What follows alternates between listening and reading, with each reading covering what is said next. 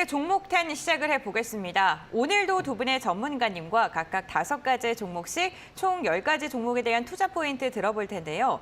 90초라는 한정된 시간 동안 종목에 대해서 소개를 해드리겠습니다. 종목 보시면서 궁금한 게 생긴 시청자분들께서는 샵 3772번으로 문자 문의 주시거나 유튜브 실시간 채팅창에 댓글 남겨주시길 바랍니다. 저희가 방송 중에 실시간으로 가격 전략까지 알려드리겠습니다.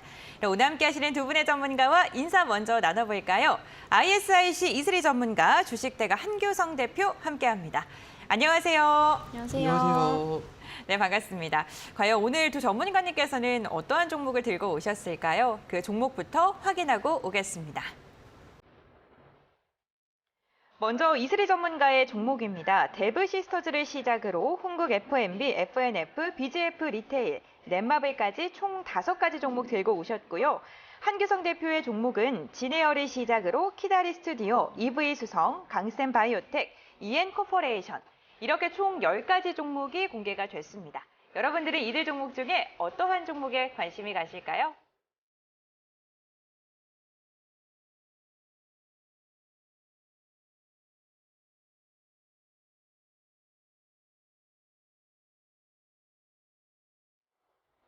네, 10가지 종목이 먼저 공개됐습니다. 시청자분들께서는 종목에 대한 궁금증 지금 바로 여쭤봐 주시길 바라겠고요.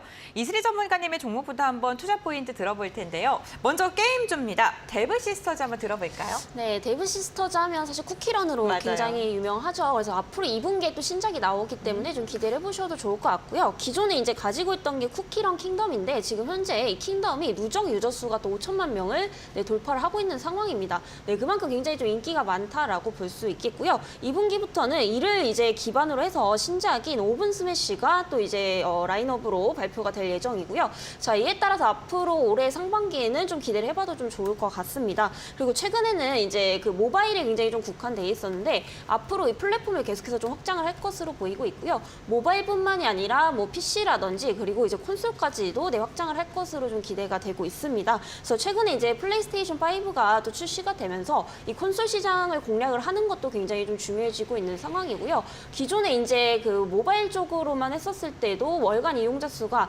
한 500만 명 정도 이제 됐던 것으로 예상이 되고 있는데 아무래도 이 플랫폼까지 확장이 된다면은 이제 그 이용자 수는 훨씬 더 많이 늘어날 것으로 좀 보이고 있고요. 이에 따라서 사실 4분기까지는 마케팅 비용이 증가를 하게 되면서 적자가 좀 지속이 되고 있지만 올해 1분기부터는 흑자 전환이 가능할 것으로 보이고 있고요.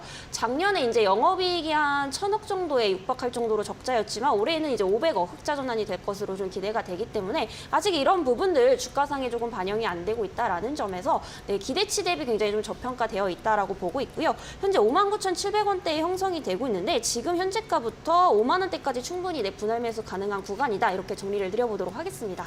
네, 알겠습니다. 데브시스터즈 쿠키런에 대한 기대감 이야기를 해주셨고요. 분할 매수 접근 유효하다라고 언급해 주셨습니다. 투자 포인트 참고해 보시길 바라겠고요. 다음으로는 대표님의 첫 번째 종목입니다. LCC 기업인 진에어 한번 들어보겠습니다.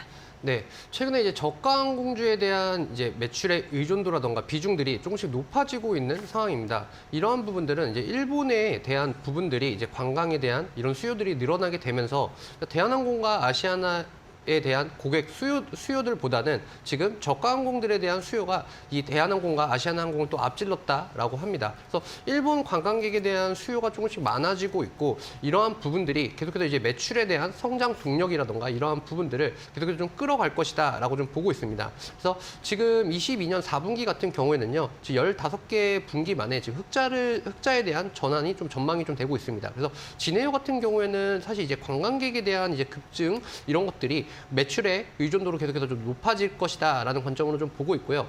특히나 이제 중국 시장에 대한 부분들도 이제 진행이 되는 만큼 동남아시아 쪽에 대한 고객 수요들이 계속해서 늘어날 것이다라고 좀 보고 있습니다.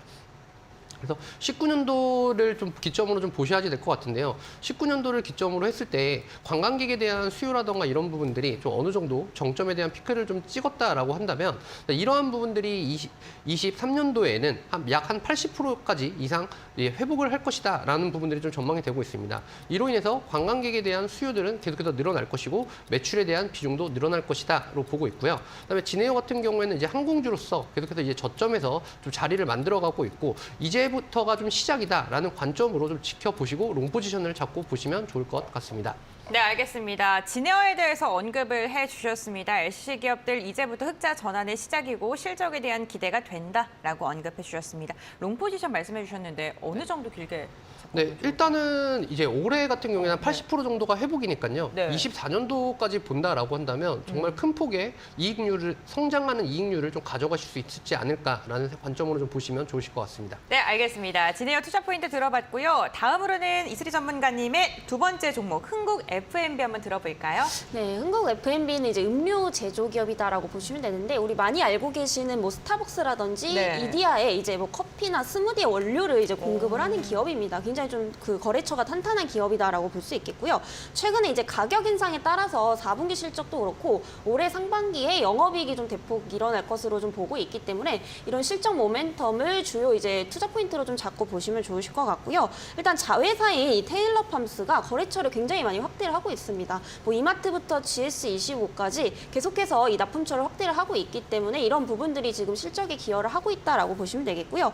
또 추가적으로 이 카페에 대한 방문객 수가 계속해서 좀 증가를 하고 있다라는 겁니다. 아무래도 지금 리오프닝 시대가 또 다가오면서 이전보다 이 카페를 이용하는 이 소비자들이 굉장히 많아지고 있다라는 건데요. 아무래도 이용자 수가 많아지게 되면 그만큼 이제 커피라든지 스무디를 소비하는 양이 증가할 수밖에 없고 이런 부분들이 또 원료가 빨리 소진이 될 수밖에 없죠. 자, 이에 따라서 이제 흥국 F&B의 이런 이제 원료 공급 확대로 또 이어질 수 있다라는 점에서 실적에 대한 기대감들을 계속해서 좀 가져가 볼 수 있다라는 거고요. 또 추가적으로 이제 중국 시장의 진출에 대한 기대감까지 있습니다. 바로 이제 푸른 주스가 준비가 되어 있는데 이 푸른 주스는 이제 서양 자두다라고 보시면 되겠습니다. 그래서 뭐 변비에 굉장히 좀 좋다라고 하는데 지금 중국에서도 사실 육식 비중이 굉장히 좀 높아지고 있는 상황이죠. 자, 이에 따라서 앞으로 이제 뭐 노령층이라든지 임산부들에게 굉장히 좀 인기가 많을 것으로 보이고 있기 때문에 올해 1분기부터 이제 출시가 될 예정이라고 하니까요. 이런 기대감들로 좀 주목을 해보시면 좋을 것 같습니다. 네, 알겠습니다. 흥국 F&B 카페 이용객 증가와 함께 중국 시장 개화에 대한 기대감까지 언급을 해주셨고요. 다음으로는 한규성 대표님의 두 번째 종목입니다. 키다리 스튜디오 들어보겠습니다. 네, 키다리 스튜디오 쪽은 이제 웹툰과 웹소설 이런 쪽을 이제 영화로, 또 드라마로 또 이렇게 좀 변환을 시키는 기업이다라고 좀 보시면 될 것 같은데요. 23년 올해만 드라마만 19편 정도가 제작이 좀 예정이 되어 있습니다. 그만큼 이제 웹 드라마와 웹소설 이런 쪽에서 이제 같이 좀 이제 흥행을 좀 같이 이끌어 나가고 있다라고 좀 보시면 될 것 같습니다. 그래서 지금 이제 한국 쪽 시장뿐만 아니라 이제 글로벌적으로 그다음에 이제 중국 쪽 OTT 시장까지도 계속해서 좀 개척을 해 나갈 수 있다라는 부분에서 키다리 스튜디오에 대한 성장 동력은 계속해서 좀 이어갈 수 있을 것이다라고 좀 전망이 좀 될 수 있을 것 같습니다. 특히나 키다리 스튜디오 같은 경우에는 다우데이터의 이제 자회사인데요. 이런으로 인해서 이제 어느 정도 자금에 대한 이런 여유적인 부분들까지도 좀 가져갈 수 있고요. 이런 쪽에 앞으로의 지금 웹툰 시장과 그다음에 웹소설 그리고 이것들이 좀 이제 드라마와 이제 영화 제작까지도 이어질 수 있는 그런 발판들이 좀 마련되었다라고 좀 보시면 될 것 같습니다. 그래서 지금 주가적인 부분을 좀 본다라고 한다면 지금 7,000원 구간에서 좀 강하게 좀 위쪽으로 좀 상승이 되는 그러한 모멘텀들을 좀 만들어 가고 있고요. 자, 그리고 나서 지금 웹툰에 대한 이런 매출 의존도 역시나 한 8배 정도가량 올랐다라고 합니다. 그래서 이것들에 대한 효과들은요. 뭐 재벌집 막내 아들부터 좀 시작이 된 그런 여파들이 좀 글로벌적으로 좀 성장을 해 나가고 있다라는 것들을 좀 어느 정도 반영이 된다라고 좀 보시면 될 것 같아요. 그래서 이러한 부분들이 이제 글로벌 이제 드라마나 영화 쪽으로의 어느 정도 이제 변환 작업을 거쳐서 키다리 스튜디오를 통해서 거쳐서 매출에 대한 이익 성장률을 좀 노려볼 수 있다라는 점을 보시면 될 것 같습니다. 네, 알겠습니다. 키다리 스튜디오 미디어의 확대에 대해서 조금 기대를 해볼 만하다라고 이야기해 주셨고요. 오늘 추천주로 언급을 해주셨습니다. 참고를 해보시길 바라겠고요. 다음으로 이슬의 전문가님의 세 번째 종목 FNF 한번 들어볼 텐데 걸그룹을 키운다는 소식이 있더라고요. 네, 그런 소식도 있지만 사실 이 FNF 하면은 지금 패션이죠. 패션 쪽이 가장 지금 네. 비중이 높기 때문에 그런 부분들을 이제 주요 포인트로 좀 보시면 될 것 같고요. 네. 일단은 가장 좋은 거는 뭐냐면은 이제 실적입니다. 지금 시장에서는 안 그래도 좀 시장이 불안하기 때문에 아무 종목이나 매수를 하실 게 아니라 실적 개선이 좀 뚜렷하게 일어나는 이런 성장성 있는 종목들을 여러분들이 좀 보셔야 되는데요. 이 FNF는 사실 제가 오늘 말고도 과거부터 계속해서 좀 강조를 드리고 있는 종목입니다. 그래서 실적이 사실 매년 매년 계속해서 좋아지고 있는데 지금 주가가 시장의 영향으로 반대로 가고 있다라는 것은 그만큼 이런 가격 매력도가 굉장히 좀 부각이 되고 있다라고 보시면 되겠고요. 이 동사가 보유하고 있는 굉장히 유명한 브랜드는 뭐 MLB, 디스커버리가 있죠. 그런데 이 MLB가 지금 중국에서 엄청나게 잘 팔린다라고 합니다. 그래서 지금 중국이 계속해서 도시 봉쇄를 이어오면서 사실상 이 소비 심리가 굉장히 둔화됐는데도 불구하고 MLB가 굉장히 잘 팔린다라는 것은 그만큼 이 FNF가 가지고 있는 브랜드 파워력이 대단하다라는 거거든요. 그래서 이런 부분들 봤을 때 지금 중국에서 현재 또 한 번 도시 봉쇄를 해제를 하고 있는 상황이고 이 소비 심리가 다시 한번 회복이 된다면 이런 기저 효과까지도 충분히 좀 더 기대를 해볼 수가 있다라고 보고 있습니다. 그래서 FNF 지금 한 5년 동안 매출액 영업이익이 단 한 1년도 빠지지 않고 계속해서 성장을 하고 있기 때문에 앞으로 이제 내년에는 바로 이제 3조 원 정도 매출이 또 돌파를 할 것으로 좀 보이고 있습니다. 네. 그래서 아무래도 이제 실적이 굉장히 좀 중요하다라는 점에서 말씀드렸고요. 또 추가적으로 FNF 이번에 또 중국에서 매출 1조 원을 또 돌파한 만큼 과거에 잘 나갔던 뭐 아모레퍼시픽보다도 훨씬 더 지금 잘 나가고 있는 상황이기 때문에 지금 주가 상당히 저평가되어 있다라는 점에서 주목을 해보시면 좋을 것 같습니다. 알겠습니다. FNF 실적 대비해서 지금 주가 위치 에너지가 현저하게 낮다라고 언급을 해주셨고요.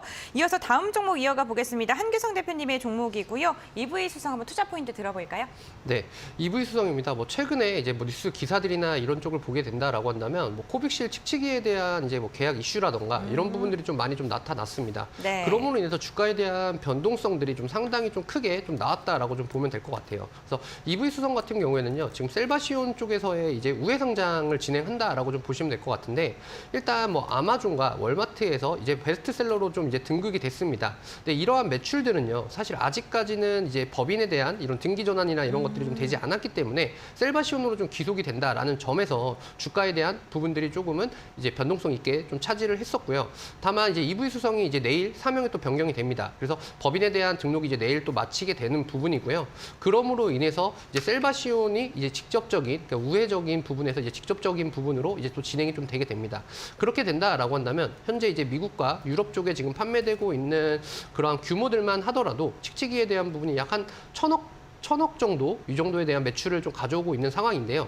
중국 쪽 같은 경우에는 지금 현재 1,080만 개 정도에 대한 이제 계약 수출이 지금 1차적으로만 진행이 됐습니다. 그래서 이런 1차적인 부분에서 지금 중국에 대한 코로나 이제 이슈라던가 그다음 확진자 수에 대한 증가 이런 것들을 볼 때 1차적인 물량만 1,080만 개 정도가 된다라고 한다면 사실 EV 수성 같은 경우에는 이제 EV 수성 셀바시온으로 사명이 좀 변경이 되게 되면서 이러한 매출에 대한 기저 효과를 톡톡히 좀 볼 수 있을 것이다라는 관점으로 좀 보시면 좋으실 것 같습니다. 현재 시총이 1,100억대이니까 상당히 좀 저렴한 편이다라고 생각하시면 될 것 같아요. 알겠습니다. EV 수성에 대한 투자 포인트도 들어봤습니다. 사명 변경으로 인한 호재가 얼마나 내일 또 주가를 움직일지 그 부분도 참고해 보시면 좋을 것 같습니다. 다음으로는 이슬이 전문가님의 종목이고요. BGF 리테일 투자 포인트 들어보겠습니다. 네, BGF 리테일은 이제 여러분들 많이 알고 계시는 이 네. CU 편의점을 또 보유를 하고 있는 기업이죠. 그래서 단순히 이제 편의점으로 보실 게 아니라 이 편의점 전반적인 산업에 대해서 좀 보셔야 되는데 앞으로 이 편의점 산업은 제가 볼 때 중장기적으로 굉장히 좀 전망이 좋다라고 볼 수 있겠습니다. 그래서 4분기 실적 성장도 지금 예상이 되고 있고 이런 부분들이 2023년까지도 계속해서 좀 이어갈 것으로 보이고 있는데요. 최근 수년간 전국에 있는 점포 수가 매년 계속해서 좀 증가를 하고 있습니다. 자, 이 이유가 바로 지금 고령화 사회로 이제 접어들면서 또 1인 가구 수도 계속해서 좀 증가를 하고 있죠. 자, 그러다 보니까 아무래도 간편 대용식이라든지 편의점 음식을 찾는 이런 수요들이 굉장히 좀 많아지고 있다라고 보시면 되겠습니다. 그래서 이런 부분들이 앞으로 이런 편의점에 대한 매출액 그리고 영업이익 개선으로 계속해서 좀 이어지고 있다라고 좀 보시면 되겠고요. 또 추가적으로 지속적인 이런 상품 다변화를 통해서 매출액 부분에서도 계속해서 개선세를 보이고 있기 때문에 작년 매출액 7,500억에서 올해 이제 8,000억대 이상까지도 돌파를 할 것으로 좀 예상이 되고 있습니다. 네, 그만큼 중장기적 관점에서 좀 바라보시면 좋을 것 같고요. 또 추가적으로 이제 퇴직 인구가 좀 증가를 하고 있죠. 그래서 아까도 말씀드렸지만 고령화 사회에 진입을 하게 되면서 이 퇴직 인구는 계속해서 좀 늘어날 수밖에 없습니다. 그래서 막상 이제 퇴직을 하고 나면은 할 일이 마땅히 없다라고 많이들 하시는데 네. 그만큼 이제 편의점 창업으로 많이 이어지고 있다라고 해요. 그래서 이런 부분들 봤을 때 전반적으로 편의점 산업은 계속해서 전망이 좋아질 수밖에 없다라는 점에서 좀 주목을 해보시면 좋을 것 같습니다. 네, 알겠습니다. BGF 리테일 편의점 전반적으로 산업 확대에 따른 수혜가 기대된다고 언급을 해주셨습니다. 다음으로는 한규성 대표님의 네 번째 종목 강스템 바이오텍 한번 들어볼까요? 네, 강스텐바이오텍 지금 현재 JP모건 컨퍼런스에 네. 또 초청을 받아가지고 좀 이제 참여를 하고 있습니다. 이게 그냥 뭐 기업적인 부분에서 좀 본다라고 한다면 일단은 저희가 참여를 하는 것과 초청을 받는 것은 좀 다른 의미로 좀 해석을 하시는 게 좀 좋으실 것 같아요. 초청을 받는다라고 하는 부분들은 이제 VIP에 대한 이런 부분들을 이제 1대1로 제약사에 대한 관계사들이라던가 이런 글로벌 제약사, 그다음에 이런 쪽들을 미팅을 할 수 있다라는 것들을 좀 의미를 합니다. 그래서 이러한 미팅에 대한 이런 공간들도 좀 제공이 되기 때문에 어떻게 보면 초청에 대해서도 상당히 좀 큰 의미를 좀 가지고 있다라고 볼 수가 있을 것 같아요. 특히나 강스텐바이오텍 같은 경우에는 이제 아토피 피부염에 대한 이제 3상 결과를 올해 안에 이제 발표를 하게 되어 있습니다. 이로 인해서 이 3상에 대한 결과적인 부분들이 좀 진행이 된다라고 한다면 사실 강스텐바이오텍은 현재 시가총액이 1,100억 정도밖에 되지가 않는데 엄청나게 좀 저렴한 상황이다라고 좀 볼 수가 있을 것 같아요. 그러니까 임상 3상을 좀 진행하는 기업이 시가총액이 1,100억이다 정도라고 한다라고 한다면 엄청나게 좀 큰 파급 효과가 좀 나타날 수 있다라는 부분을 좀 살펴보시면 좋으실 것 같습니다. 그래서 강스텐바이오텍은 지금 현재 JP모건 컨퍼런스에도 오늘 아침에 또 뉴스가 나오고 또 기사가 또 나왔는데요. 지금 아토피 피부염에 대한 이 3상의 결과를 앞두고 있는 이러한 부분들에 대해서 문의가 정말 또 많이 또 나타나고 있다라고 합니다. 그래서 글로벌 제약사와의 또 기술 협약이라던가 아니면 라이센스 아웃이라던가 이런 부분들을 좀 기대해 볼 수 있는 여력을 좀 가지고 있다라고 좀 보셔도 될 것 같습니다. 네, 알겠습니다. 강스텐바이오텍에 대한 투자 포인트 들어줬습니다. 임상 3상을 진행 중인 회사이지만 시가총액이 지금 1,100억 원대에 불과하다라고 투자 포인트 잡아주셨네요. 참고해 보시면 좋을 것 같습니다. 다음으로는 이슬이 전문가님의 마지막 종목이고요. 넷마블 한번 들어보겠습니다. 오늘 게임주 2개나 들고 오셨네요. 근데 제가 오늘 넷마블 소개하기 앞서서 아까 네. 데브시스터도 좀 실적을 잘못 말씀드렸는데 네. 약간 작년에 이제 1,000억 적자라 말씀드렸는데 50억 적자고요. 네, 넷마블이랑 좀 헷갈렸던 것 같습니다. 그래서 네. 어쨌든 두 기업 다 올해부터는 흑자 전환이 되는 거는 공통점이기 때문에 이 넷마블도 같이 좀 보시면 좋을 것 같고요. 넷마블도 사실 4분기 영업이익이 좀 적자가 지속이 되고 있는 상황인데 이게 사실 그동안 세븐라이츠에 굉장히 기대감을 많이 걸었지만 생각보다 이렇게 흥행하지 못했다라는 점에서 지금 마케팅 비용이 계속해서 좀 추가가 되고 있습니다. 하지만 이런 부분들 올해부터는 이제 수익 상쇄가 될 것으로 좀 예상이 되고 있고요. 이제 게임주들이 2023년에 신작들이 굉장히 좀 대거 출시가 될 것으로 좀 예상이 되고 있죠. 그래서 넷마블 같은 경우에는 이제 파라곤이라는 게임이 이 동접자 기준이 내부 목표치에도 도달을 한 상황이고요. 또 추가적으로 스팀과 에픽 게임즈를 통해서 이 하이프 스쿼드가 2분기에 또 런칭을 할 것으로 또 예상이 되고 있습니다. 그래서 두 게임 모두 다 자체 지적재산권 IP에 해당이 되기 때문에 이런 부분들 수익 개선에 이제 기여를 할 것으로 좀 보이고 있는 상황이고요. 또 상반기에는 굉장히 유명한 게임이죠. 이 모두의 마블까지도 또 예정이 되어 있기 때문에 PC, 모바일, 콘솔 전부 다 지금 장악을 할 것으로 좀 예상이 되고 있습니다. 그래서 이런 부분들 하반기까지 계속해서 좀 기대감을 가져가 보셔도 좋을 것 같고요. 하반기에는 뭐 나 혼자만 레벨업 그리고 아스달 연대기까지도 출시가 예정이 되어 있기 때문에 사실 2023년 12달 동안 신작은 계속해서 좀 나올 것으로 예상이 되기 때문에 이런 기대감들 굉장히 가져가 보기에 좋다라고 보고 있고요. 또 추가적으로 최근 중국에서 이 게임 판호 발급 소식이 또 들려왔죠. 7종에 대해서 지금 판호 발급이 나왔는데 그중에서 이제 3종이 이제 넷마블 게임에 해당이 되고 있습니다. 그래서 이런 부분들을 봤을 때 이 중국 판호 발급 소식에 있어서도 가장 수혜를 크게 볼 수 있는 종목 중에 하나이기 때문에 지금 바닥권에 있을 때부터 좀 주목을 해보시면 좋을 것 같습니다. 네, 알겠습니다. 이슬이 전문가님은 마지막 종목으로 넷마블을 소개해드렸습니다. 중국 판호 발급에 대한 기대감이 가장 좀 두드러지는 종목이다라고 게임주 넷마블 선정을 해주셨네요. 다음으로는 한규성 대표님의 마지막 종목 EN코퍼레이션 투자 포인트 들어보겠습니다. 네, 콘텐츠 기업에서 이제는 수처리 전문 플랫폼 기업으로 조금 이제 변화를 주고 있는 EN코퍼레이션입니다. 이러한 부분들은 지금 이제 대양엔바이오라던가 한성크린텍, EN워터솔루션, 이크린워터 등등을 이제 인수하게 되면서 수처리 플랫폼으로 좀 거듭나고 있다라고 좀 보시면 될 것 같아요. 특히나 지금 일본 쪽에서 거의 독점을 해가고 있는 글로벌 시장 쪽 23조 원대의 시장입니다. 그래서 초순수 시장에 대한 부분들을 지금 시운전에 대한 부분들이 좀 끝이 나게 됐고요. 실질적으로 이제 수주를 좀 나서게 될 것 같습니다. 그래서 EN코퍼레이션 같은 경우에는 초순수 시장에 대한 부분을 수주가 좀 진행이 좀 된다라고 한다면 현재 매출액이 좀 예상되는 부분이 한 2,800억이 좀 넘습니다. 그래서 지금 시가총액 자체가 지금 1,800억 원대이기 때문에 매출액 자체가 2,800억 원 정도가 진행이 좀 된다라고 한다면 사실 매출에 대한 그런 기반으로만 볼 때도 지금 주가는 상당히 좀 저렴하다라고 좀 볼 수가 있는 그런 관점입니다. 특히나 초순수 시장 같은 경우에는요, 반도체 쪽에 이제 미세 미세먼지라던가 이런 부분들을 좀 어느 정도 수처리 플랫폼을 통해서 가공을 해서 이제 초순수로 해가지고 이제 납품을 하는 것들을 좀 의미를 합니다. 이런 쪽을 지금 일본의 기업들이 좀 독점을 하고 있는 상황이기 때문에 23조 원대의 시장이다라고 한다면 앞으로 EM코퍼레이션이 이제 초순수에 대한 이런 부분들을 어느 정도 수주를 좀 진행을 하고 한다라고 한다면 매출에 대한 부분이 크게 좀 늘어날 것이다라는 관점으로 좀 보시면 좋으실 것 같습니다. 그래서 앞으로 실적에 대한 기대감을 계속해서 가져보고 보시면 좋으실 것 같네요.